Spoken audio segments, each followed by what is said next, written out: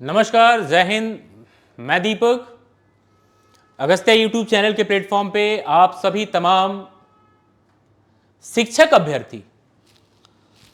मैं आज यहाँ पे बीएड और बीटीसी करने नहीं आया या फिर बीएड और डीएलएड नहीं करने आया। मैं सिर्फ ये कहना चाह रहा हूँ कि जितने भी बीएड अभ्यर्थी हैं उनके लिए सुप्रीम कोर्ट, माननीय सर्वोच्च न्यायालय के 3 सदस्यीय बेंच का जो अभी डिसीजन आया, स्पेशली ये देखा जाए तो ये छत्तीसगढ़ के बीएड अभ्यर्थियों के लिए है, परंतु इसका खासा प्रभाव जो है बिहार के अंदर जो एग्जाम हुए उस पर भी कहीं ना कहीं पड़ेगा। मैं यही कहना चाहूंगा कि 11 अगस्त को जो 2018 का राजस्थान के द्वारा किया गया जो केस था, उस केस को, उस जजमेंट को सही मानते हुए माननीय सर्वोच्च न्यायालय ने बोला कि बीएड जो है, बीएड जो धारी हैं वो 1 to 5th के अंदर प्राइमरी टीचर के लिए वो एलिजिबल नहीं है। लेकिन ये चीज जो माननीय सर्वोच्च न्यायालय का आदेश था, इस आदेश का हर छात्रों ने, जितने भी बीएड अभ्यर्थी थे, सभी ने सम्मान किया। और जाहिर सी बात है, सम्मान तो करना लाजमी है, क्योंकि न्याय के मंदिर में कभी गलती नहीं होता। लेकिन मैं सिर्फ ये एक बात कहने वाला था, मुझे काफी अच्छा लगा कुछ ऐसे शिक्षक जिन्होंने बीएड अभ्यर्थियों के लिए काफी, मतलब उनके मनोबल को बढ़ाने के लिए आगे बढ़े। कुछ टीचर डरे और सहमे थे कि नहीं, बीटीसी वाले जो है हमारे अगेंस्ट आ जाएंगे। वैसे में उत्तर प्रदेश के हमारे एक शिक्षक राहुल वैद्वान सर हैं, वो भी आए आगे, या रोहित वैद्वान सर है आई थिंक। तो वो जब आगे बढ़े तो कुछ लड़के उनको कमेंट किए कि आप एक तरफा जा रहे हैं।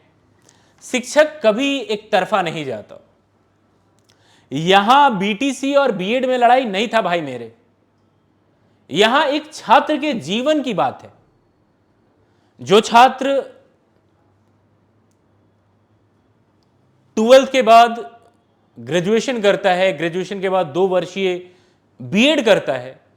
उसके बाद वो फिर सीटेड क्वालिफाई करता है, 1 के साथ जो पेपर 2 है वो भी पास करता है, तब जाके कहीं ना कहीं वो देखता है कि 6 to 8 में वैकेंसी हो। और बिहार में 6 to 8 में वैकेंसी नहीं था। 2019 में जो एस्टेट करवाया गया उसमें बच्चे बहुत सारे जो थे वो एलिजिबल नहीं थे, और ये 23 में वैकेंसी आया, लोग फॉर्म फिलअप किए। तो जो एक आशा है, और जैसे कि बीपीएससी के चेयरपर्सन जो हमारे माननीय अतुल प्रसाद जी हैं, सर की बात मुझे बहुत अच्छी लगी। उन्होंने बोला कि जीने का अधिकार, राइट टू लिव, मुझे काफी अच्छा लगा। और बिहार के अंदर एक सिनेरियो जो क्रिएट हुआ है कि एग्जाम का मतलब फेयर होना, तो हर एग्जाम में फेयरनेस आया है। बाहर से लड़के यूपी से आए और सबने देखा कि हाँ, बिहार के अंदर एग्जाम क्या होता है। हाँ, 1 to 5 में नो डाउट पेपर थोड़े से कॉम्प्लिकेटेड थे, जटिल थे, लेकिन वो तो रही पेपर की जो पैटर्न थी वो क्या थी क्या नहीं थी, उस पर हम डिस्कस नहीं करेंगे। लेकिन एक चीज है कि जो राज्य के मुखिया हैं या जो उप मुखिया हैं, मैं उनसे यही आग्रह करूंगा कि छात्र हित में कुछ फैसला लें। बहुत सारे छात्र इस आस में हैं, और मैं एक गुजारिश करूंगा बीटीसी वालों से कि यह बीएड और बीटीसी की लड़ाई नहीं है। मैं ये एक इस मंच से मैं फिर एक बार कहना चाहूंगा कि सर, जो माननीय सर्वोच्च न्यायालय का फैसला आया है 11 तारीख को, तो 11 तारीख से पहले जो भी फॉर्म आए हैं 1 to 5 के लिए, और जो फॉर्म फिलअप करवा दिए गए हैं, सर एक रिक्वेस्ट है, इस पे सर मंथन किया जाए, क्योंकि सर हर कोई के जीने का अधिकार है, और जीने के अधिकार में सर एक अच्छी जॉब की रिक्वायरमेंट होती है, और जॉब लेने का अधिकार सबको होता है सर। तो अगर अधिकार है और हमारे ये फंडामेंटल राइट्स हैं, ये हमारा मौलिक अधिकार है, तो मौलिक अधिकार के जो रक्षक हैं माननीय सर्वोच्च न्यायालय और माननीय हाई कोर्ट, ठीक है, उन्हें बिल्कुल चिंतन और मंथन करना चाहिए। और मैं ये नहीं कह रहा, लेकिन 2023 जो 11 अगस्त है, उसके बाद जो भी 1 to 5 में आ रहे हैं वो सीधे माना जाए, और उसके बाद बीएड वालों को वहां से जो है ना, ठीक है, उनके पास 6 to 8 है, 9th 10th है, 11th 12th है, तो उसमें उनको चांस दिया जाए। बाकी उसके बाद जो है 1 to 5 के लिए बीटीसी को ही एलिजिबल रखा जाए। लेकिन मैं हाथ जोड़ के प्रार्थना करता हूं कि इसमें जिन्होंने 11 अगस्त से पहले फॉर्म फिलअप किया है, देखिए मैं अगर बोलूंगा तो छोटी मुंह बड़ी बात हो जाएगी, लेकिन मैं माननीय सर्वोच्च न्यायालय से गुजारिश करूंगा कि आप सभी देश के उस ओहदे, उस स्थान पे हैं सर, कि जहां पे आपके हर लोग आपके बातों का सम्मान करता है, तो सर छात्र हित में भी आप थोड़ा देखें, और 11 के बाद जो भी वैकेंसी आती है वो प्राइमरी लेवल में, उसमें सर आप 1 to 5 को ही सिर्फ एलिजिबल करें। बाकी जो बीएड वाले हैं, ठीक है, और इन सबको मौका दिया जाए, बीच का रास्ता निकाला जाए, मैं यही कहना चाहूँगा। और इससे आगे क्या कहूँ, रही बात बिहार के अंदर जो हमारा बीएसीबी है, वो स्टेट कंडक्ट करवाने वाली है, और स्टेट के फॉर्म भी फिलअप हो गए हैं। डेट एक्सटेंड की बात कही जा रही है, मैं यही कहूँगा कि डेट जो अपियरिंग कैंडिडेट हैं, ठीक है, उनको भी मौका दिया जाए, फिर ना जाने कब स्टेट का फॉर्म फिलअप होगा। अगर गवर्नमेंट, जैसे बिहार गवर्नमेंट को मैं यही कहूँगा कि अगर जैसा सीटेट सेंट्रल में होता है, वैसे अगर सर स्टेट में आप हर साल टेस्ट एक ले, ठीक है, और बच्चे क्वालिफाई हो और आप कुछ कुछ वैकेंसियाँ दें, तो कहीं ना कहीं ये बच्चों को फ़ायदा होगा। अगर ऐसा नहीं है तो सर मुझे लगता है कि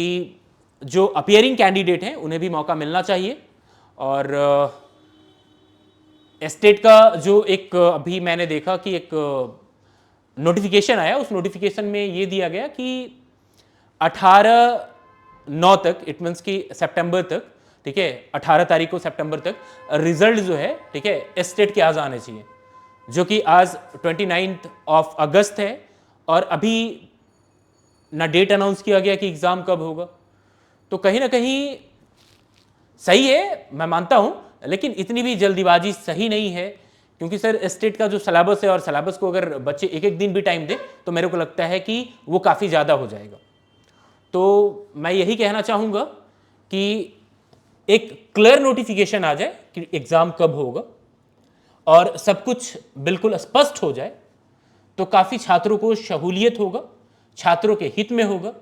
और छात्र हित में ही मैं कहूँगा कि डिसीजन लें, जिससे छात्र की जो नाराज़गी है, क्योंकि सर मुझे एक चीज़ लगा कि 8 महीने की ये जो दृश्य मैंने देखा अपने लाइफ में, कि आप उसके नीड को समझ सकते हैं कि 8 महीने की महिला, जो कि 8 महीने की प्रेग्नेंट है, वो 8 महीने की महिला नहीं, 8 महीने की वो प्रेग्नेंट लेडी प्लेटफॉर्म पे 2 नाइट स्टे की। सर मैं भी प्लेटफॉर्म पे रहा, मैंने भी देखा, तो गवर्नमेंट को, और अब तो माननीय सर्वोच्च न्यायालय ने छत्तीसगढ़ के मामले में बोला कि वहां की जो हाई कोर्ट है, ठीक है, वो जिस तरह से देखे, जैसा वो डिसीजन ले, एक टेम्परेरी बेसिस पे, जब तक कुछ भी प्लान ना हो तब तक जो है ना, मतलब अब हो सकता है एक्सटेंड करके जो है ना वो 3 से 5 बेंच बने, 5 से 7 बेंच बने, ऐसा बन सकता है। और एक रिव्यू जरूरी है सर, क्योंकि आप ये देख सकते हैं कि बिहार के अंदर अप्रॉक्स 7.5 लाख फॉर्म गिरे, एक डिसीजन आया और 2.5 लाख बच्चे एग्जाम में पार्टिसिपेट नहीं किए, लगभग 5 लाख बच्चे, 5,24,000 के आसपास में अप्रॉक्स जो डेटा मैं बता रहा हूं, वो बच्चों ने एग्जाम दिया। तो कहीं ना कहीं आशा उनकी जो है ना जुड़ी हुई है कि माननीय सर्वोच्च न्यायालय, माननीय जो हमारे राज्य के मुखिया हैं या फिर जो केंद्र सरकार है, वो भी इस पे थोड़ा सा चिंतन मनन करे, मंथन की जरूरी है। क्योंकि जब छात्र 2 लाख रुपए देके 2 साल का बीएड करता है तो उसे ये आशा होता है, क्योंकि बहुत सारे बच्चे पेपर 2 सीटेट में पास नहीं करते और वो पेपर 1 करके जो है ना वो 1 to 5 के लिए एलिजिबल होते हैं। तो मैं तो यही कहूंगा कि छात्र एकता की बात करे, बीटीसी वर्सेस बीएड ना करे। मैं यूट्यूब चैनल पे देखता हूं बोलने वाले को लाख गाली दी जाती है, ऐसा आपको इसलिए लगता है कि कहीं ना कहीं वो आपके रिजल्ट को जो है ना, ठीक है, वो शायद आपको ले ले, आपके रिजल्ट को वो छीन ले। सर ऐसे अगर आपको रिजल्ट मिल भी जाता है तो आपको हमेशा यही लगेगा कि सामने वाला जो है ना बीएड वाला होता, ठीक है, तो शायद हमारा नौकरी नहीं होता। ये फक्र जो है ना आपके अंदर से वो खत्म हो जाएगा। सर फक्र हो कि कॉम्पिटिटिव हो हमारे पास और हमारा रिजल्ट हो, ये बड़ी बात है। मैं यही कहूंगा जितने भी शिक्षक हैं जो बीएड से रिलेटेड या फिर जो भी केवीएस है, DSSS है या फिर JNV नवोदय विद्यालय है या फिर बिहार स्टेट के अंदर बहुत सारे टीचर हैं, प्लीज मैं आपसे विनती करूंगा कि अब छात्र हित में आकर आगे बढ़कर आप बिल्कुल पोलाइट होके, क्योंकि एक चीज मैं बता दूं कि हमारे यहाँ जो एग्जीक्यूटिव है, हमारे यहाँ जो लेजिस्लेटिव है और हमारे यहाँ जो जुडिशरी है, जुडिशरी का जो सम्मान है आप समझ सकते हैं। तो कोई ऐसा स्टेटमेंट ना दें जो किसी को तकलीफ दे। मैं कुछ दिन पहले माननीय अतुल सर का स्टेटमेंट देख रहा था, काफ़ी सही बोला उन्होंने। वो एक एग्ज़ाम कंडक्टिंग बॉडी के चेयरपर्सन हैं और चेयरपर्सन के ऊपर हम गुस्से में कटाक्ष कर देते हैं, गुस्से में कुछ बोल देते हैं, तो कहीं ना कहीं ये हमारे जो एरोगेंस हैं, जो हमारा जिद्दीपन व्यवहार है या जो हमारे कैरेक्टर हैं, वो शो ऑफ होते हैं, वो फ्लैश होते हैं। हम अगर टीचर हैं, हम टीचर बनने जा रहे हैं या ऑलरेडी स्टेट टीचर हैं आप, तो कहीं ना कहीं आप एक चीज समझ लें कि स्टैंडर्ड 9th और 10th के अंदर जो स्टेट जिन्होंने क्वालिफाई किया था और 9th-10th में वो एलिजिबल थे और 11th-12th में, तो वहाँ कंपटीशन ज़्यादा नहीं था, तो उन्होंने उस अकॉर्डिंग पेपर बनाया। ठीक है, जब भी पेपर टफ होता है तो आपको यह समझना चाहिए कि कहीं ना कहीं, ठीक है, एलिमिनेट करना है लोगों को। नो डाउट मैं ये जानता हूं कि 1 to 5th के योग्य से कहीं वो पेपर नहीं था, 1 to 5th के लिए नहीं था, वो बीपीएससी का जो मेन पेपर होता है उसके लिए है, वो जो प्रीलिम्स के एग्जाम होते हैं बीपीएससी के द्वारा आयोजित, वैसे पेपर थे। कुछ ऐसे क्वेश्चन थे जो यूपीएससी के लेवल का था। अगर जो बच्चों ने अच्छे से मैप को नहीं पढ़ा, वो भी वर्ल्ड मैप नहीं पढ़ा, जिसने साउथ अमेरिका को नहीं पढ़ा, अमेजॉन रिवर बेसिन को नहीं पढ़ा, कहीं ना कहीं उनसे गलतियां होंगी। तो पेपर का जो पैटर्न है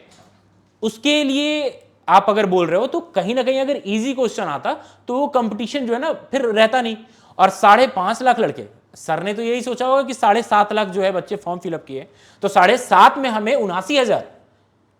फॉर्म जो है ना ये करने हैं, तो कहीं ना कहीं 1 पे 10 और 10 में हमें 9 को एलिमिनेट करना है, तो थोड़ा सा कॉम्प्लिकेटेड क्वेश्चन रहने चाहिए। लेकिन हाँ, ये चीज है कि आउट ऑफ कॉन्टेक्स्ट या आउट ऑफ सिलेबस नहीं होने चाहिए। रही बात आज की जो चर्चा है, एक मैं यही कहूंगा कि माननीय सर्वोच्च न्यायालय के द्वारा बीएड अभ्यर्थियों को एक ऑक्सीजन सिलेंडर दिया गया है, ये बहुत बड़ी बात है। और ये ऑक्सीजन सिलेंडर जो है ना एक सहारा है हर वो माँ बाप जिन्होंने अपने बच्चे के लिए सपना संजोया है। जिस लड़के ने अपने लिए सपना संजोया कि अब जो है ना जॉब हो जाएगा, तो मैं यही कहना चाहूंगा अपने तीनों एग्जीक्यूटिव, लेजिस्लेटिव और जुडिशरी जो भी हैं, प्लीज़ आप अपने स्तर से छात्र हित में जरूर से जरूर मेहनत करें। Thank you so much. धन्यवाद।